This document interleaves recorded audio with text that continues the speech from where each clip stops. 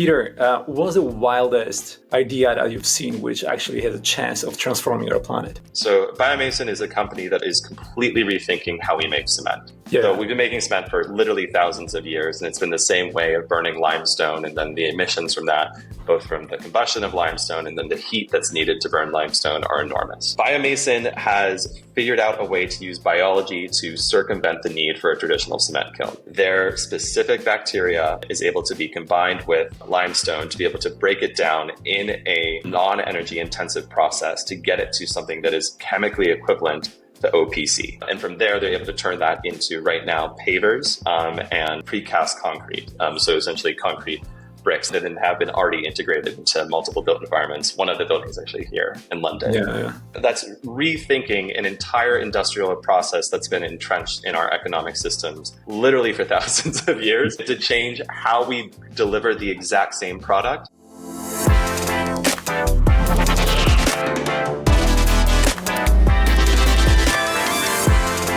Welcome to the EU Startups Podcast. Sit back and enjoy the show hosted by Marcin Lewandowski. EU Startups Podcast is brought to you by Vanta. If you're building a SaaS business, achieving compliance with SOC 2, ISO 27001, or other in-demand frameworks can unlock major growth for your company and establish customer trust. However, this process is often time-intensive and costly. Vanta automates your compliance work, getting you audit-ready quickly and saving you up to 85% of associated costs. And Vanta scales with your business, helping you continuously monitor compliance, unify risk management, and streamline security reviews. Join 8,000 global companies like Synethsia, Flow Health, and Alica Bank that use Vanta to build trust and prove security in real time. Our audience gets a special offer of $1,000 off Vanta at vanta.com/EU startups. That's VANTA.com/EU startups. Hey everyone, this is Marcin Lewandowski and you're listening to the EU Startups Podcast. My guest today is Peter Hirsch. Peter is a head of sustainability at 2150. 2150 is a venture capital firm investing in technology companies that seek to sustainably reimagine and reshape cities and the industries that power them. They're part of Urban Partners, a platform of vision-aligned, differentiated investment strategies shaped around urban problem solving. Peter, welcome to the show. It's a great pleasure to have you here. Thanks so much for having me. Amazing. Peter, so let's jump right on it. You've championed a €100 carbon tax across all scopes at 2150. What does the internal discussion look like to implement that? And how do you convince other VCs to follow? Yeah, thanks so much for diving right into the details, because I think that is something that sort of differentiates our fund a bit. Before I get onto the carbon tax, maybe I should just give a little bit of context for what is a head of sustainability, and then why do we even get to the part of talking about a carbon tax? Yes, sir. Tell us everything. So as a head of sustainability at a venture capital fund, we as 2150 have this, as you noted, this focus on urban sustainability. What we're looking to do is truly maximize impact through our investments as much as we maximize financial returns. Mm-hmm. And in that, we are backing specifically climate solutions in those companies that are helping to solve the most critical environmental challenges of cities. Yeah. So impact is central to what we do, and it's a part of our due diligence. It's a part of how we interact with companies. And so essentially, whatever we do as a fund, we have to make sure that it meets that mission. There's obviously the financial side of venture, which is core to anyone's operations. But since we have this dual, return the money to your that and hopefully more. But we have this dual mission that we want to create value both in terms of financial value and in terms of impactful value. Mm-hmm. So when we look at how we engage with companies, how we engage with investments, and then how we engage in our own operations, we're looking to understand how we can maximize that impact. And so the carbon tax came about as a part of that conversation about thinking about sustainability holistically, not only through our investments, but how we function as a fund. Yeah. So typically, as a fund, so we measure all of our scope 1 through 3 emissions. We understand that roughly how much we emit per year from our sort of management company. And we understand that many funds or other corporations, I should say, or just companies, look to offsetting or ways of basically being able to address those emissions that they still have. In the climate tech space that we're focused on, we're acutely aware that there's a couple of things going on. First is that the quality of really high quality supply of carbon credits, things that are ideally removing tons of CO2 from the atmosphere, or really providing deeply meaningful and durable carbon solutions, is limited. So for us to then go out into the market and take this limited supply, is that the best use of our funding? The second question then came also, if we were to go out and buy those credits, is that potentially going after the sectors that we would want to be investing anyway? We have a couple of companies in our portfolio that deal in either direct carbon removal. So we have a direct air capture company in the portfolio, Emission Zero. We have Carbon Cure, which is directly sequestering CO2 into concrete and permanently affixing it there.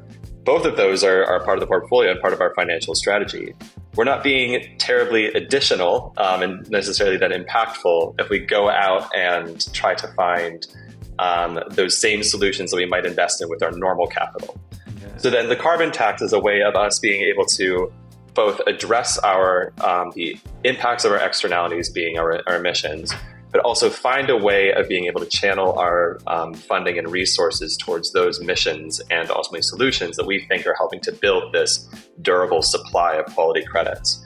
So we apply that €100 ton carbon tax to everything we do, scope 1 through 3, and then we provide it as grants to nature-based solutions projects. So these are projects that are having both climate mitigation and biodiversity benefits. And in that, it's a use of resources that we would never be able to do typically as a climate tech fund focused on urban sustainability. But here we can have much more reach with our dollars and go beyond the mission of what we just typically do in our sort of day-to-day operations. Sounds good, Peter. I like how your position is called Head of Sustainability. Sounds fancy, but also sounds like there's a lot of responsibility to it. Peter, investing in both, the decarbonizing industries and moonshot tech sounds ambitious, given the venture capital nature. How do you actually strike a balance between immediate impact and deep tech innovations that require some more time to mature and commercialize and generally make it work? Yeah, I think one of the best ways to think about this sort of dual mission, right? We want to decarbonize as quickly as possible. We want to decarbonize in a way that is really durable and helps to get us all the way to net zero, right? So there's this roadmap that the IEA puts out to help us sort of guide how are we actually going to get to net zero by 2050, their 1.5 degree pathway. And in the most recent version, they found that there's still about 34% of technologies needed to realize net zero by 2050 that are still considered in what they call under development. So that means that there's this cohort of technologies that isn't at maturity yet and needs the type of support and innovation in order to get to that level of fully scaled up and deployed where it can actually see through the net zero transition all the way. So I guess our full net zero transition, our journey is not purely a question of how fast we can deploy mature technologies. It's also how we can innovate and deploy new solutions. So our focus as a fund is to solve the many challenges cities face to see through their sustainable transformation. Our portfolio and the solutions we back can be understood in some ways of finding those impactful, scalable, and venture-backable opportunities to solve these many challenges.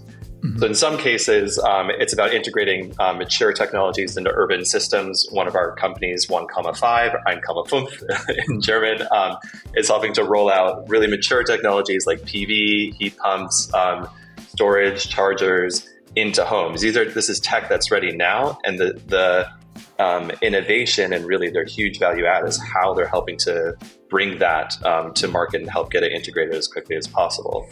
And then other parts of our portfolio is talking about longer term transformation. And these are in industries like concrete and cement, or even in new innovations like cooling with one of our companies, Blue Frontier, which is completely rethinking the way that we develop air conditioners and space cooling, which really hasn't seen that much innovation for about 100 years. So I guess with that understanding that cities need so many different ways to be able to solve the specific, I guess, sectoral or infrastructure or energy or challenges that are a part of what will be their sustainable transformation, our portfolio is then as much a reflection of that multi-layered approach to solving each of those challenges as it is to thinking long-term carbon and then short-term carbon. Sounds good, Peter. Since we're already here, let's talk about the urban stack. It's often overlooked, right? Yet central to your investment thesis. What's the most surprising opportunity or challenge you faced in, reshaping cities for a sustainable future?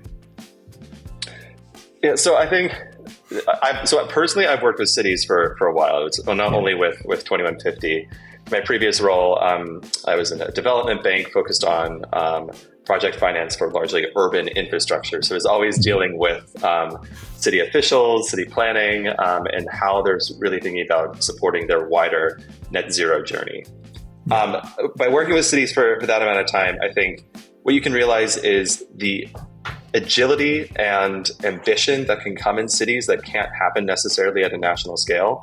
Cities can move quickly, right? They can make decisions, they can act as sort of a vanguard of what could be the newest solutions and the newest ways of operating faster than national governments can.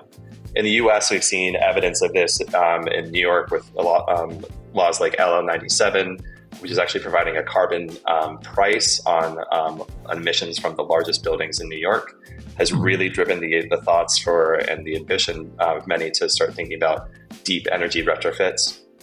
So I think that's a really exciting part of working sort of in the urban stack, is that you can have these sort of like test beds of innovation, and you'd have city leaders that can move in ways that is really conducive to venture capital, given that this is early stage and we're trying to get these new types of thinking and new types of operating into the ground as quickly as possible.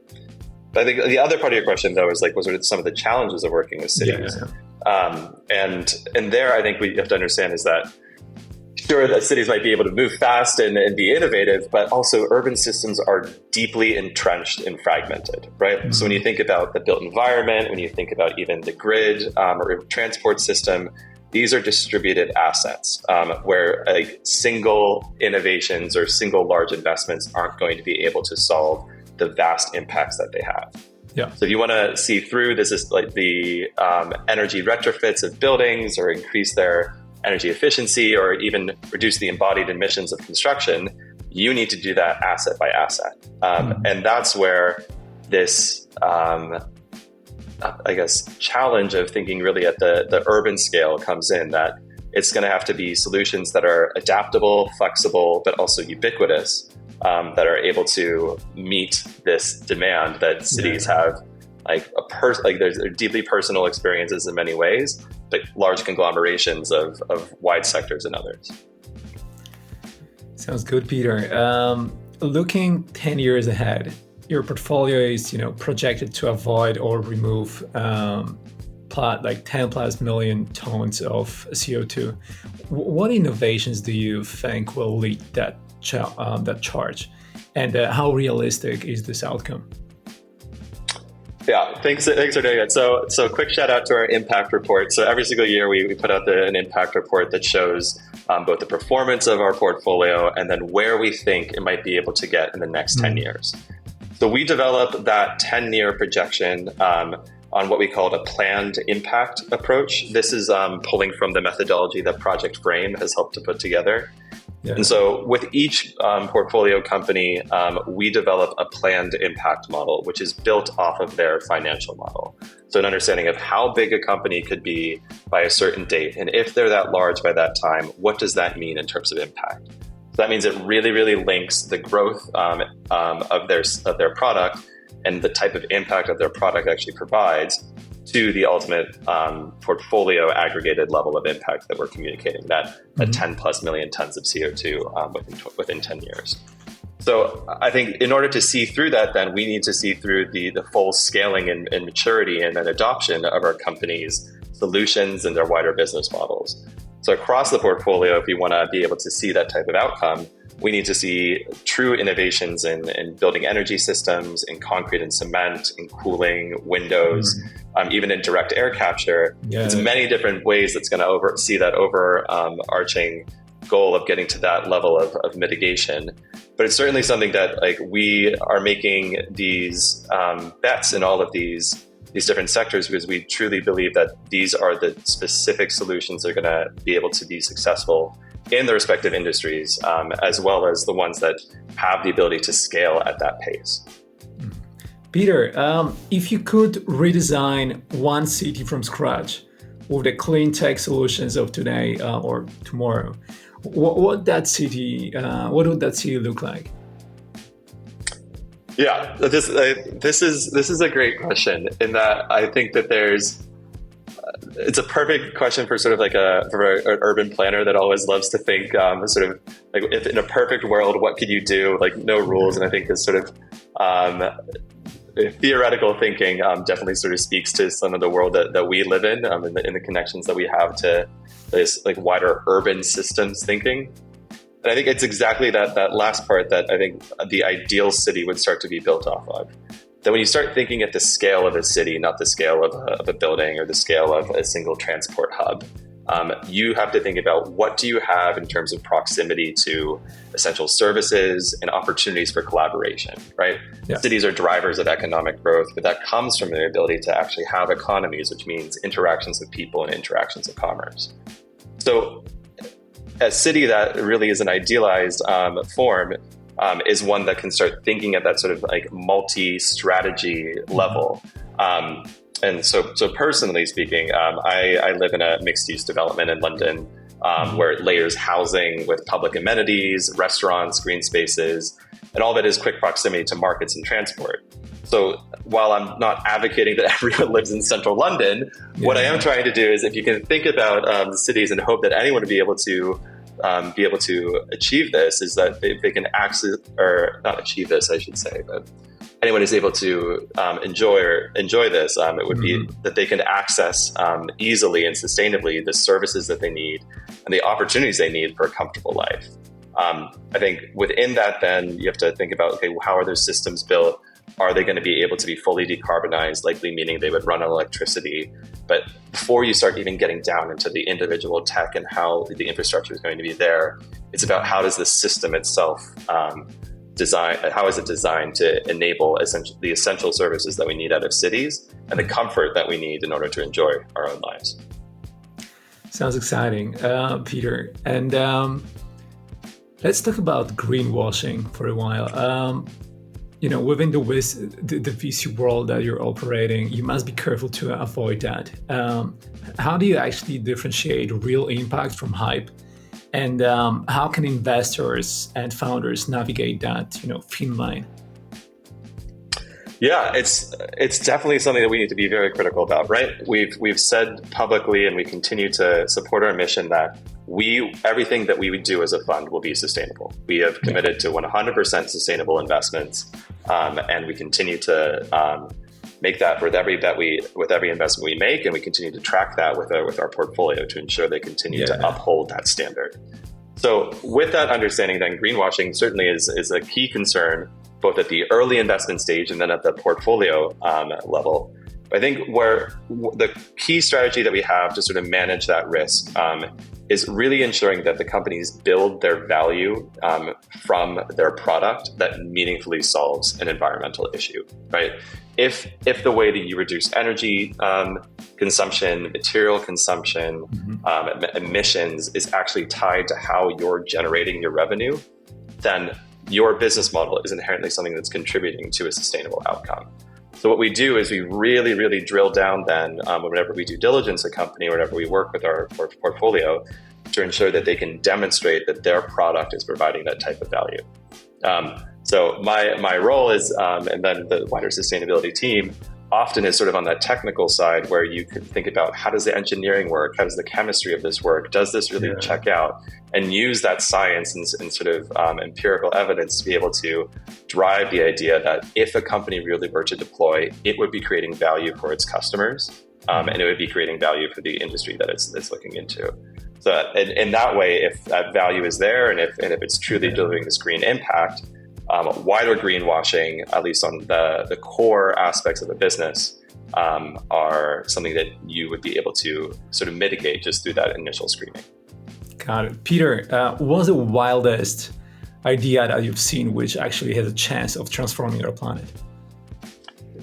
Yeah, so in venture, it's a really exciting space to be in. I've been in it for a few years now, and I have to say, like, the level of just like expertise, ambition, like humbleness that I feel when sometimes in speaking to these founders that have developed these ideas that are so revolutionary that you can only imagine like how exciting it would be if they're able to get there. And not to point to our own portfolio too much when it comes to some of the wilder ideas that we've found, but like there's two that I really want to highlight, one specifically and then one more generally. So the first one is Biomason. So Biomason is a company that is completely rethinking how we make cement.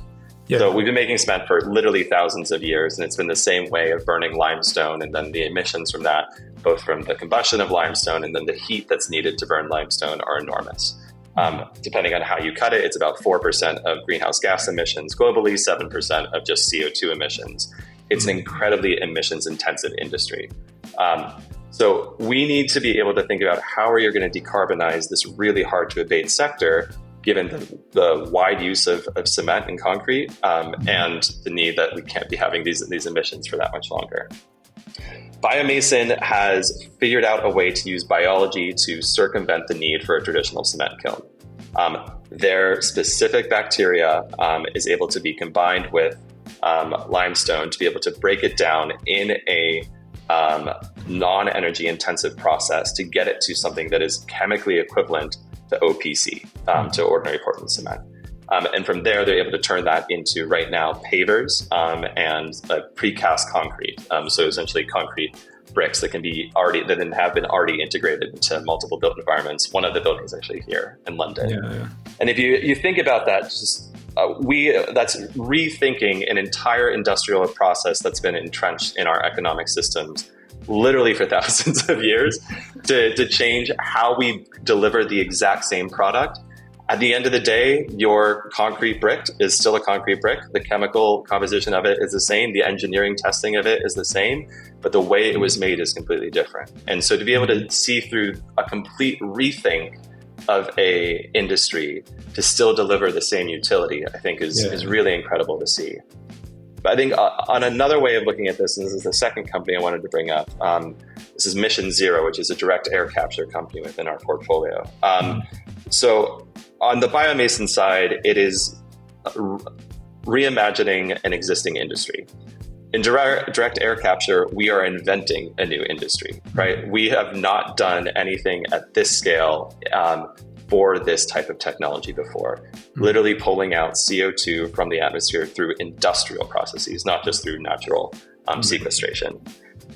So having these new ways of thinking about this and this new tech is something that I think, to sort of go back to the original question, is one of the wildest ideas that you can imagine, that we are building a whole new industry to be able to address what this legacy of CO2 that we still have in the atmosphere, acknowledging that we potentially won't be able to truly get to net zero by mitigation alone. We need to have some form of removals to balance out that equation. So that sort of longer term vision that we are going to build towards a gigaton potential industry of DAC removal, where hopefully Mission Zero is an essential part of that journey, is one where we haven't seen something at that pace and scale for any new type of truly industrial sector for a while. Amazing, Peter. That sounds very promising. I hope that it works out because we all really need it. Let's talk for a second about the future of EU competitiveness report. I know you guys have some, maybe not strong, but shaped opinions about it already. It outlines some serious challenges for the clean tech sector. How do you think Europe stacks up against the US and China in fostering sustainable innovation? Yeah. So I think first we were really encouraged by the ambition and the findings of Draghi's report. And we're certainly looking forward to seeing how the Commission may respond. I don't know if you can tell by my accent, I'm American, but I'm based in London. We have a fund that's based between London and Copenhagen. I have a foot in the EU, I have a foot in the UK, I have a foot in the US. So I think sort of understanding of these sort of many different sectors or many different economies that I sort of float through, the key opportunity for Europe to remain competitive and really be a driver, particularly in our sector, so the climate tech sector, is one that's really exciting, and I see is truly essential for its economic future. Yeah. So the general thesis of the report, though, was that essentially without consistent and ambitious investment, Europe will slowly stagnate in comparison to other major economies, right? So it acknowledges then that where I think sort of this is the challenge that is acknowledged, where Europe really has a lot of strengths when it comes to its sciences, engineering, and research, but struggles quite a bit in translating or converting those strengths into globally competitive companies. So I think one of the things that we would hope to see as how Europe stacks up against the US is really, as you said, being able to foster that sustainable innovation. That the skills are here, the thinking is here, the potential is here, the economic drivers, particularly for climate technologies, for sure is there, given the ambition. Lacking, right? What? The edge is lacking. There's no edge. Well, I think I don't know how to. I think just as a comparison, you're as American, it's actually great to hear this perspective from you, because given that probably you have a great overview of the US as well, and now being focused in Europe. Please go on. I'm just super curious to hear. No, so I mean, as an American, but I think more as a climate tech investor, we've seen what the Inflation Reduction Act is able to do for that industry. The enormous amounts of investment that each dollar of public support has been able to leverage in the US really is something that should be studied. And it has been actually, we have a number of reports that are showing how much this is leveraging.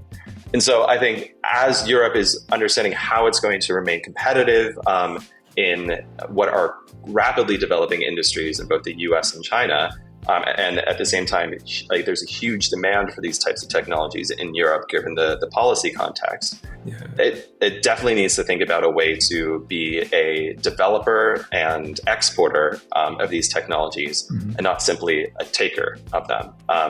And so I think as we continue, and we'll certainly be investing in the EU and the climate tech industry for looking forward, having those development pathways, having those clear signals that these industries truly are prioritized from an economic security, from an industrial security, from a sort of just future prosperity standpoint, without even mentioning net zero, is one where I hope that this commission continues to prioritize as it develops its economic agenda.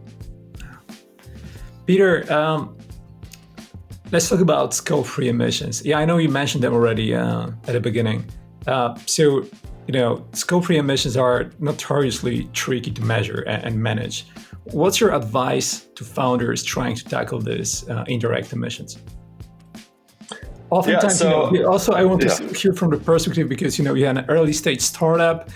Yeah. Often your focus is on something else. Maybe it should be, it shouldn't be. It should always be on this as well, given the situation we are all in. But can be tricky. So what's your advice to founders there?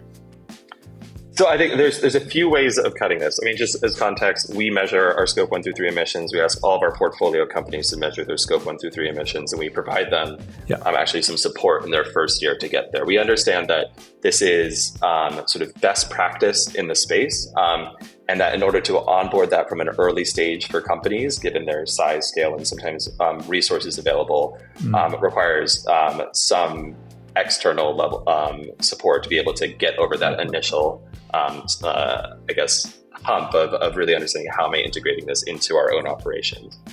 But I think putting scope 3 emissions into perspective, why is this even something that someone should measure? Why should someone care about what the emissions are generated from their activities, from the materials they buy to the flights that they take? And so I think understanding that you can actually have a better picture of your operations through scope 3 emissions calculations really is, I think, the way of then understanding, should this be a value driver for how I'm starting to think about my own development of the company?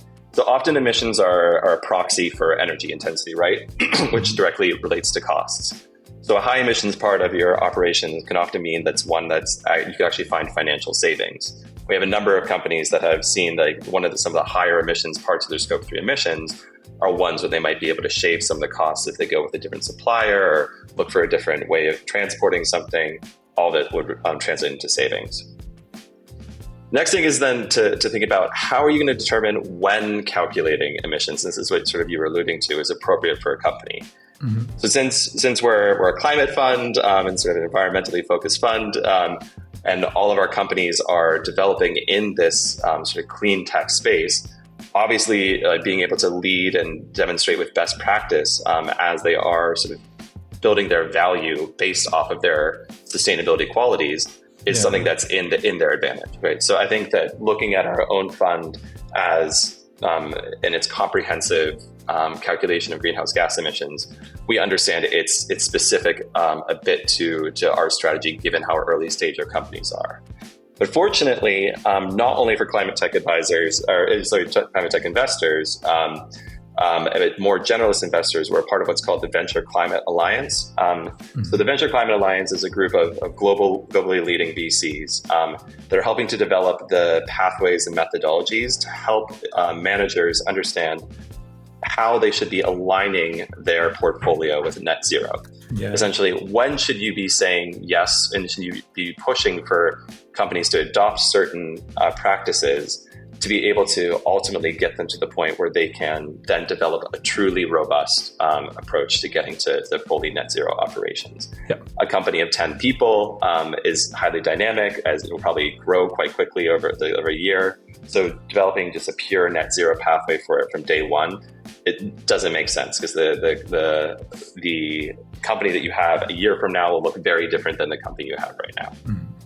So the VCA and the methodology that's public and we'll be reporting against next year then defines what are the thresholds for when you should actually start measuring your scope 1, 2, or 3 emissions. Mm-hmm. And I think there it's helpful then from a more generalist perspective how you might think about managing your own portfolio to then say what is best practice in this space and what might be an appropriate moment for adoption for these certain practices. And then the last thing I'd mention is once you actually get into scope 3 calculation is understanding what is initially sort of sufficiently comprehensive to understand your own scope 3 emissions. So often emissions are concentrated in a handful of activities or even suppliers. Yeah. So getting to a place where you can have a comprehensive but possibly not totally complete picture is a great place to start to identify those priority areas. Fortunately, there's some tools out there that help you actually get to this really, pretty good picture of where your scope 3 emissions are that are free. Normative, one of our portfolio companies, actually has a free version. It's called the Business Carbon Calculator. It's on their website. So it's something you're able to easily look up and then at least provide an initial assessment of where your scope 3 emissions are. But then going back to my first point, it's being able to then identify those priority areas, those chunky areas of your emissions that may be the ones that are also driving costs in other areas that initial assessment can really help you do so that as you eventually build to a full, robust greenhouse gas protocol compliant calculation, you can have at least a targeted idea of where your initial mitigation efforts will focus. Nice. Sounds good, Peter. I know that you've highlighted the importance of resilience in urban environments. What does resilience mean to you in terms of climate adaptation, and how can VCs ensure their investments support long-term sustainability in the context of changing climate? Yeah, it's such an important topic. So I think the huge mismatch of finance between mitigation and adaptation, right? Yeah. Like we are not, this is not VC or private equity specific. This is global, that funding for adaptation is severely lacking. And the solutions and the way that we're actually gonna be able to invest in this still have yet to be, proliferated in a way that there's many easily financeable models or solutions for that. Like there's certainly a lot of support going into adaptation projects, but not remotely at the scale of mitigation. So with that understanding, then how do we think about resilience? How do we prioritize adaptation in our own operations and portfolio? And I think fundamentally, it comes down to this idea that climate risk is financial risk, right?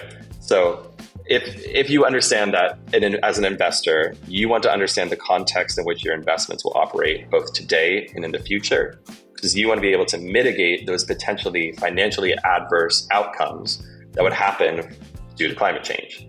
So what risks then and opportunities does a solution or business model pose? So from things like higher temperatures, water scarcity, extreme weather like flooding, even changes in technology like the intense uptake of cooling that's going to happen, or the criticality of a critical supply of certain minerals and metals that will come from a squeeze of new green industries growing, and even carbon pricing in certain examples is truly a climate risk.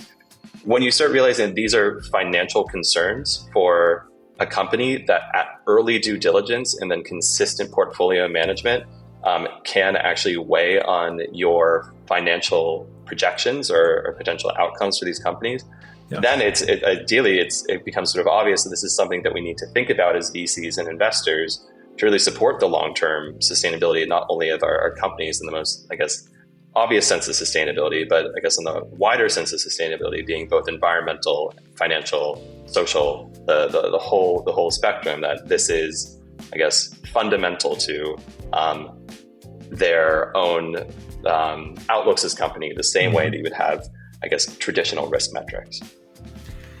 Peter, thanks so much for this conversation.